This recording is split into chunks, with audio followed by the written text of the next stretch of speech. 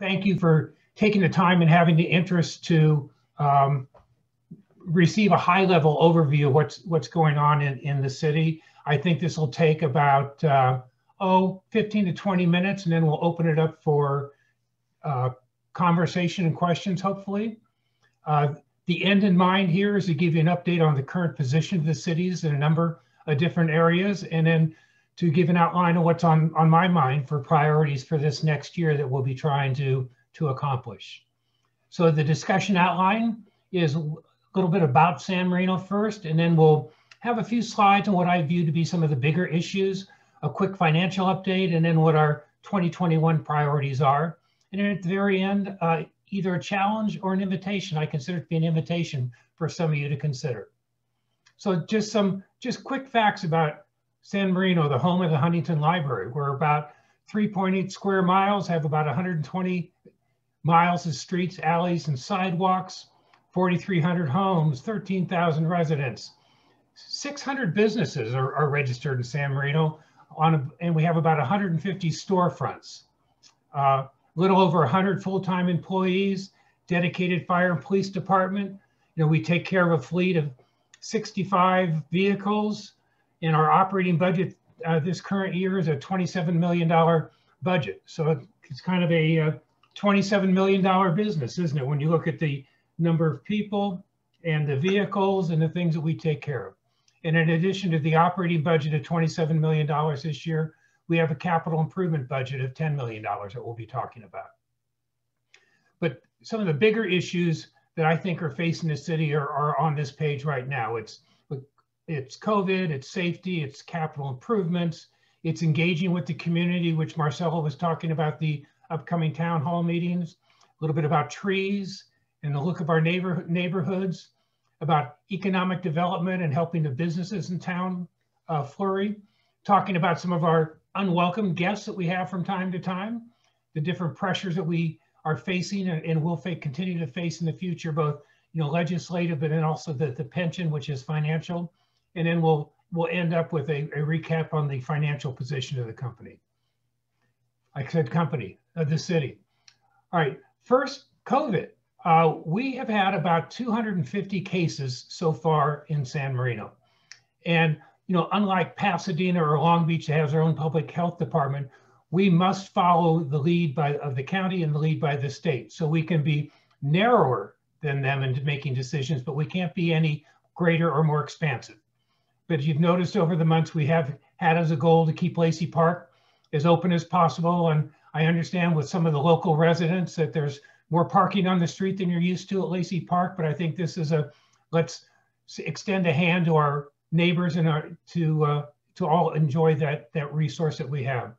We're trying to do what we can to support the businesses and restaurants and also to keep City Hall open so that business as usual can continue.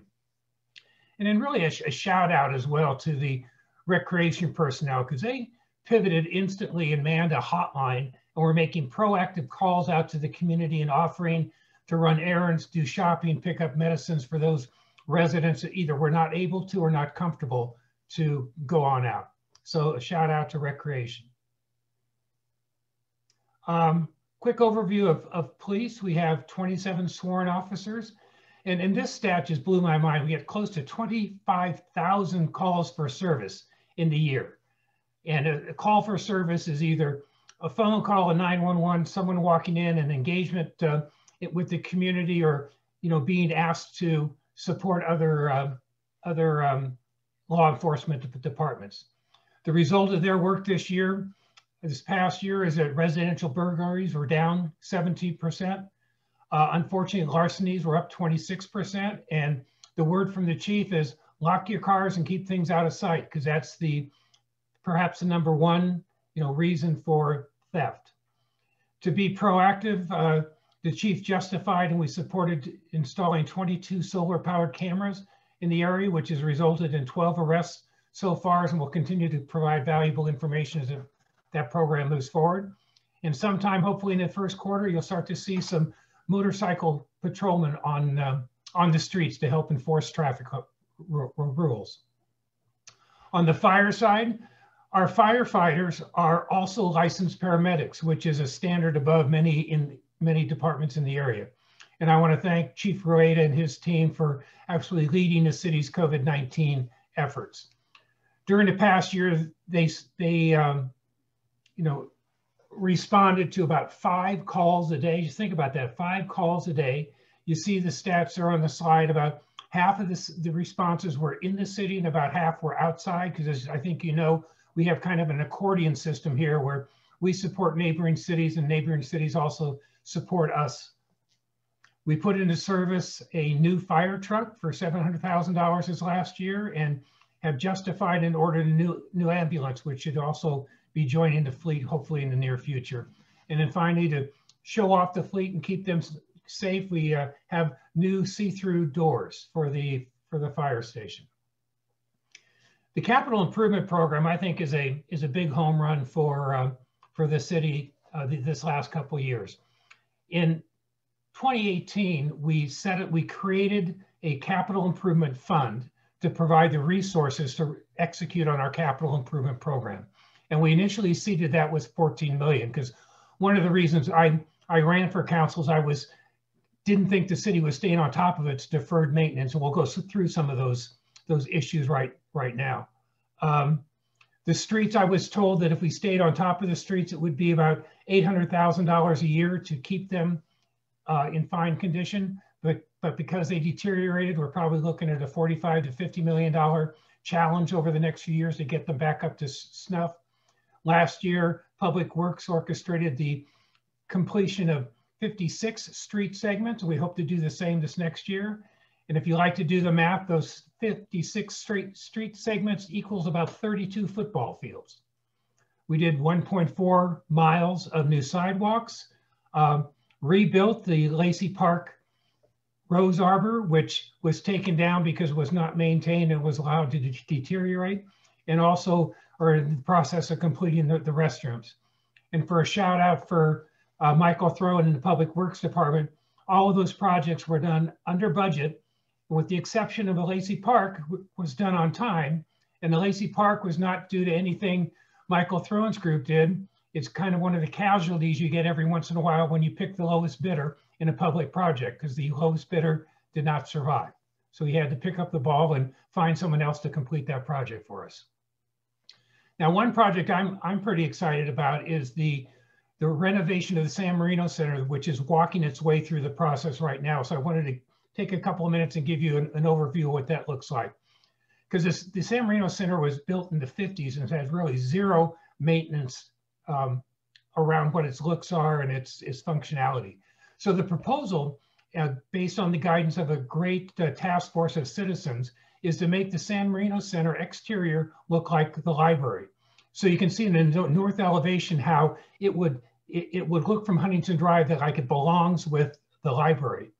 And on the south side, it was interesting. One of the task force members said the front door of the library is on the south side and the back door of the San Marino Center is on the south side. So we really need to make them look more like brothers and sisters. So you see what that might look like here. And on the site view, this is looking down as if you were in a drone. We're not changing the footprint of the existing San Marino Center, but we are opening up the courtyards between the San Marino Center and the library and creating some areas for traffic to go back and forth, really to create the campus-like feel in that area, which I think is just a brilliant addition. And then this new San Marino Center will have 2 new courtyards, one on the north side and one on the south side. And I think you can just kind of see how that can be a real usable campus between those 2 properties. On the inside, and I know this is hard to see, but there are plans, I believe, online, or you could go by the City Hall and take a look at it. But the main room in the San Marino Center will remain about the same size, but we'll have the addition of 2 partitions. So we can partition that one room off to be either 1, 2, or 3 at the same time. The fireside room remains the same with the fireplace, just gets upgraded. The current chamber office becomes a conference room. Where the current non-functioning full kitchen becomes offices for the new recreation department. We'll have access to the restrooms off of the lobby, not off of that main room.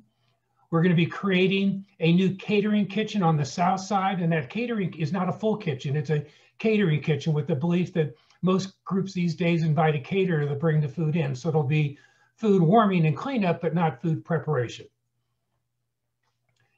And with the cost of the San Marino Center, it's estimated to be about a $5.6 million project. I know that's up from the initial estimates, but it's up because the task force had the great ideas to make it a campus-like feel, address more of the outside of the building, and make it tied with the library. It was interesting to me that with the deferred maintenance and the ADA compliance issues with the current San Marino Center, that would be about a $3.1 million bill just to complete that. So as I process the information, I don't look at it as a $5.6 million decision. I look at it as a $2.5 million decision, because we really need to go in and spend a 3.1 to get it so it's usable for the future. And with the timeline that the Public Works has put together, if things go according to schedule, we should be able to enjoy the facility in about 2 years. Other successes of the city this past year, the staff has made a great job in trying to increase the community engagement. They've improved the website, both in content and functionality, have increased the Chinese translations for the city communications, have been much more aggressive and active on the digital media campaign, with the email subscribers up 100%, social media up 150%, and the Nextel alerts from the public safety group up about 12%. So if you're not on any of those, and if you'd like to be, go to the website, sanmarino.org/subscribe, and you'll be able to sign up for those activities. Now we go to trees. And this is a warning. This city council has been focused on trees and has introduced a new tree ordinance. And it's pretty stout and pretty stiff. So that please tell people, if you see them out there trimming, stop. They need a permit to trim a tree or to remove a tree. They need to use a licensed contractor or an arborist. And there are fines built into the ordinance. And my personal belief is the fines are not, the people do it because they're just not aware. It's not that a fine would scare them away. So that's where we want to get some dialogue and conversation going about trees and protecting, what they mean to the community. Remodels are now required to have landscape plans.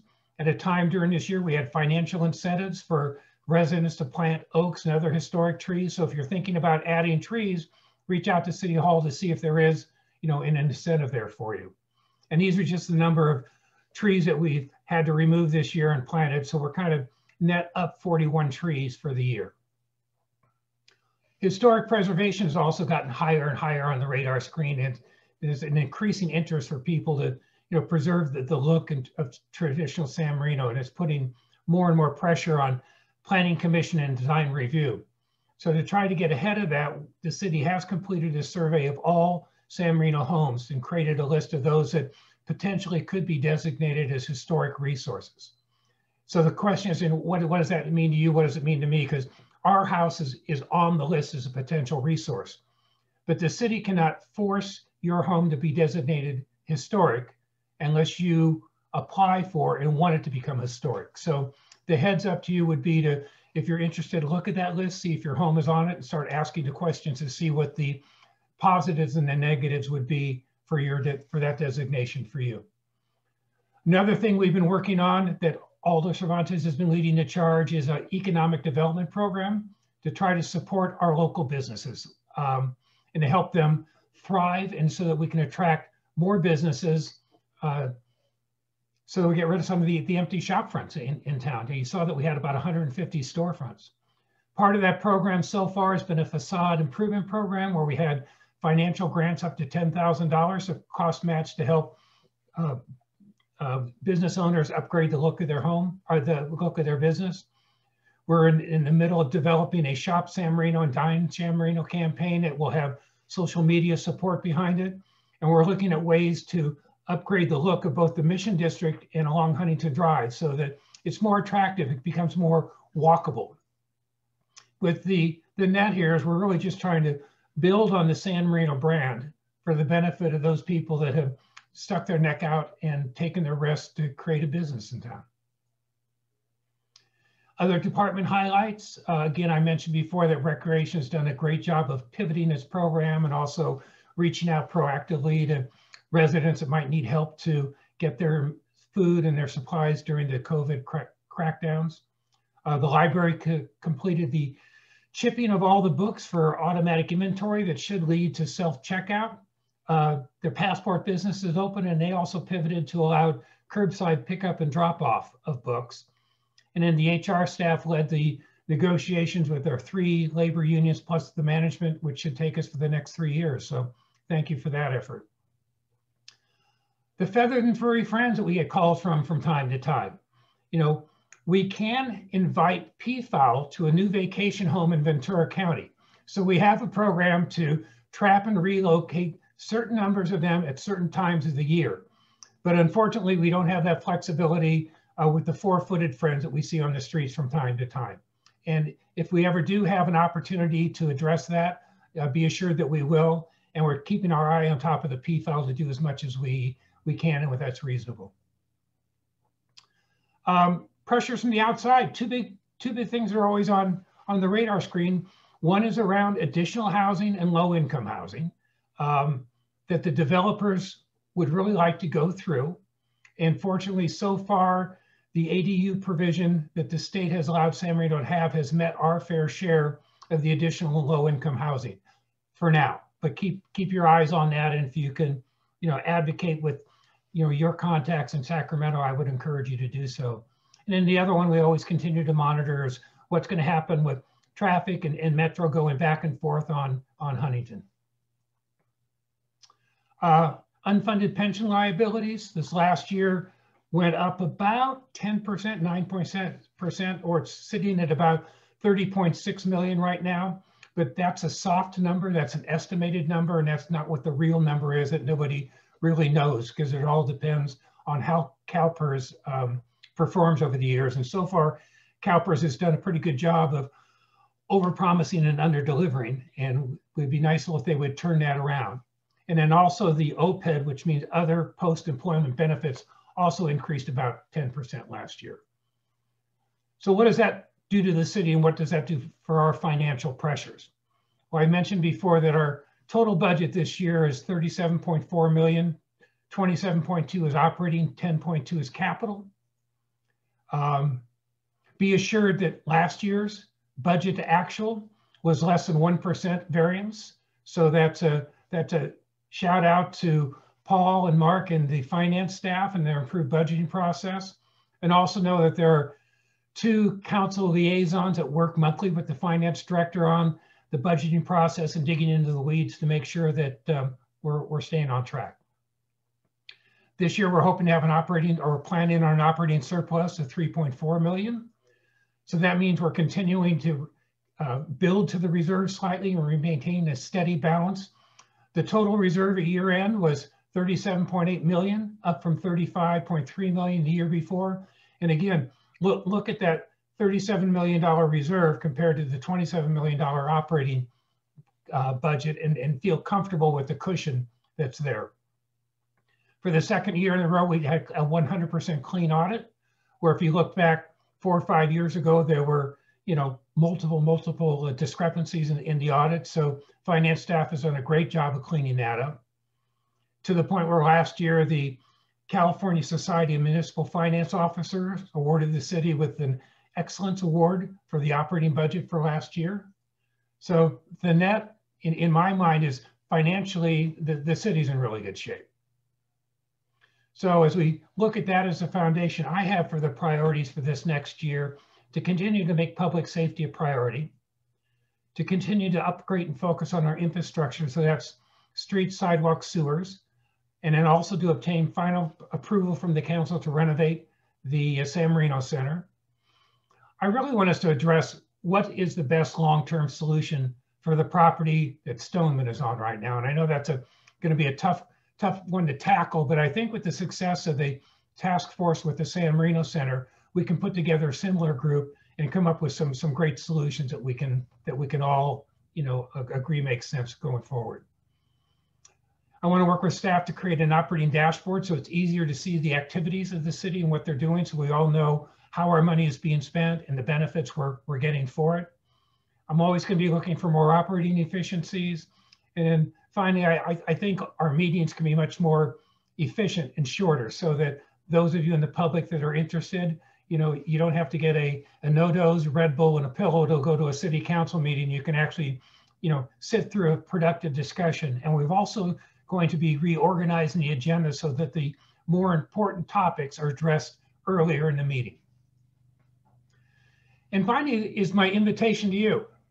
And the invitation is in a few years to run for council, because there are 3 of us whose seats are going to be open in 2022. And it's something that if you're thinking about, you know, you need to think ahead a little bit and plan for. And I don't know what my colleagues are thinking about, whether Susan and Gretchen are going to throw their hat into the ring again. I do not plan on it. And so I hope to work with some of you people out in the community that would be interested in running for council to understand, you know, why it might make sense for you to do so. And if council isn't something you'd like to do, please consider volunteering for one of our commissions. And if you're interested in that, I would invite you to either reach out to me or the city manager or Aldo to you know, talk about what the commitment is and what you might be able to contribute. And then, as Marcella said, kicking this off, there are going to be a series of city reach outs to have town meetings and try to understand from the residents what's important to you and what you would like us to address, you know, going forward, not only this year, but planning ahead the 2 or 3 years that you really need to if you're running a good business. Oops, I mean a good city. So that is my 20-minute overview. So Marcel and Amanda, if you would like to open it up for any questions or comment, we look forward to hearing from the residents. Wonderful, thank you. If anyone is in small groups, if anyone wants to just either raise their hand and using the chat feature, or honestly just literally raise your hand if you're on video, we can have some questions. I see John is raising his hand. I'm going to ask you, John, if you want to unmute. Yes, thank you. Mayor Ude, first I'd like to just thank you for a very well done presentation that gave us a great snapshot of the city. I just had a quick question on the economic development efforts in the city. Is there any preliminary information yet available on how many landowners, property owners have availed themselves of that program to improve the facades of their businesses? You know, Aldo would have a better answer to that, but I recall we had about a half a dozen that took advantage of that this last year. Is that right, Aldo? Yeah, we had 7 applications that we fully funded for the program, and there's only 1 left that is yet to, actually, no, they actually completed last week. So they're all funded and all completed. Great, thank you. And also with that economic development, we're taking small little steps with the facade improvement, with some marketing and social media around it. We've engaged some consultants to help, particularly like with the Mission District. That could be a really nice walkable area if done correctly and properly. And we keep being told about what Montrose has achieved in their, you know, downtown area. So we're taking a lot of little steps, and we're also sensitive that there are some residents who probably don't want more traffic here, but we're trying to do that balance between supporting those business owners who took a risk in our community and the other interests of the community.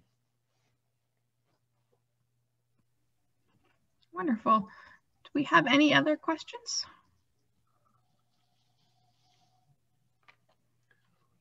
It looks like staff outnumbered the residents 2 to 1. We're good at doing that. Well, if we don't have any other questions, I think we helped the mayor with his more efficient and shorter meetings, kicking it off with his town hall. All right. And those that did, you know, dial in, you know, thank you for your interest and your time and your support. And a reminder to anyone who is on that the Public Safety Commission kicks off in a half hour. Thanks, everybody. We'll see you in February. Thanks again.